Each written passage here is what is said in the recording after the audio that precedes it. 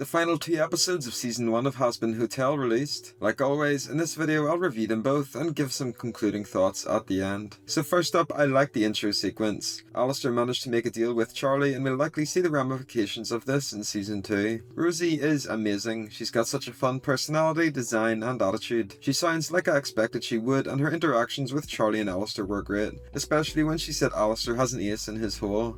The first song in the episode between Vaggie and Carmilla was alright. It's quite catchy and it reminds me of Lady Gaga or similar type of pop songs. The second song of the episode was also pretty good. It was nice the way it interjected the lyrics with random cannibals joining in too. The lyrics were fun, catchy and a nice way to show Charlie rallying her army. One thing I was pleasantly surprised with was the relationship between Vaggie and Charlie. Their conflict feels very real and it was nice the way it fed into the A and B plot. Charlie had a chat with Rosie and got some guidance which made her give a second chance to Vaggie. Similarly, the song Carmilla and Vaggie sung also tied into this, with Vaggie literally fighting for love. It was so sweet to see them meet at the end and hug. As for the things I didn't like, again, as the show goes on, the episodes just get better and better, so it's hard to find things I didn't like. My only complaint is that the episode felt a little fast. It was over just as quickly as it began. I felt like it was the fastest episode so far, but on the flip side, this adds to the tension since it's one episode away from the finale, and it's mainly setting up for that big battle. This episode was great, easy A tier for me.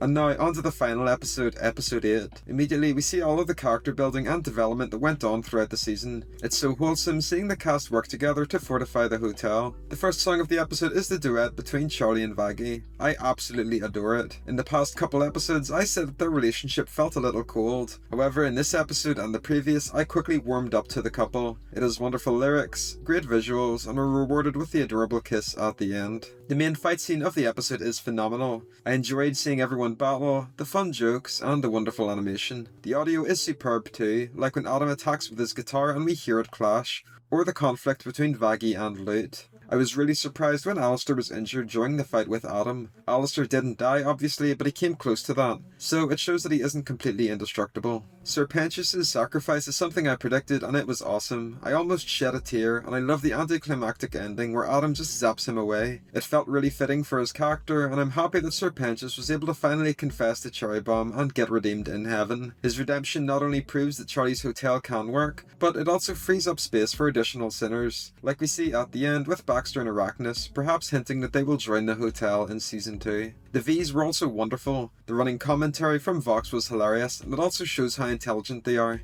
They sat back and enjoyed the show. They'll probably have a big role again in Season 2. The final fight scene with Adam was fantastic. I kinda knew Adam would die based on his previous scenes, but they nailed his death. The big face reveal of him looking like some random dude was also on point. It really fits his character as being somewhat special, but also not important in the grand scheme of things. One of my favourite parts of the episode was the end song. The wonderful lyrics from Lucifer and the rest of the cast, combined with the callbacks to Happy Day in Hell, were well put together. We've seen the cast progress so much and I just can't wait for Season 2. And lastly, we had the crazy reveal that Lilith is somewhat involved. Myself and others have been theorising that she'll be a major villain for a while, so I'm glad we were correct. It does a great job at teasing Season 2, but also leaving a lot up to the imagination. Following on from my review of Episode 7, I don't think there's any issues. The plot was wonderful, it had great action, funny jokes and intelligent dialogue. Both songs were awesome and there's no flaws that I can point out at all. I might be a bit biased when I say this, but Episode 8 is my favourite episode in the whole of Season 1 and is an easy S tier.